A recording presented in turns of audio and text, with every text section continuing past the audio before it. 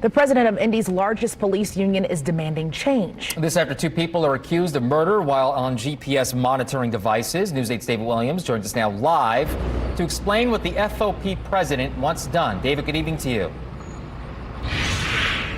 Good evening to both of you. Fraternal Order of Police President Rick Snyder got very passionate when he talked about this very topic. He says enough is enough.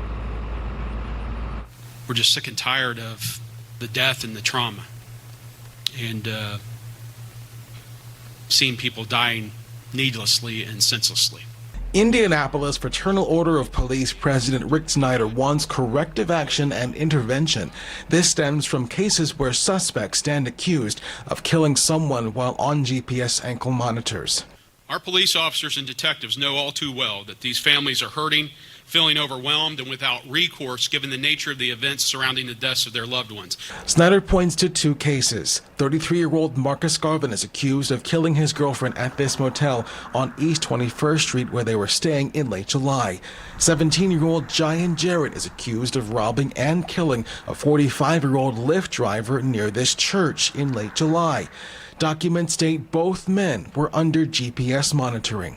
What is the purpose of GPS monitoring if there are no restrictions on movements in lieu of custodial detention? Who is monitoring the GPS trackers?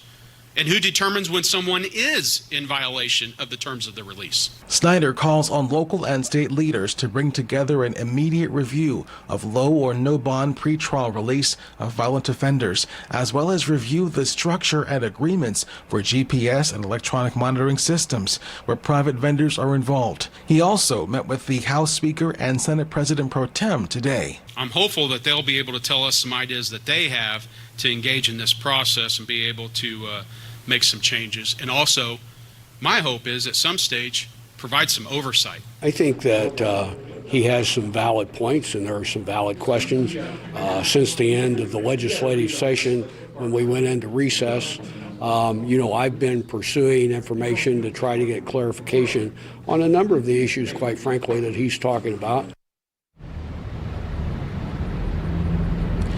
Snyder is also calling on local and state leaders to do a few other things, including a review of both the management of pretrial release supervision by the Marion County courts, as well as review management of post-conviction release supervision of the Marion County Community Corrections, plus review what he calls sweetheart plea deals given by local prosecutors and agreed to by local courts with what he says is little to no accountability for post-conviction release of violent offenders.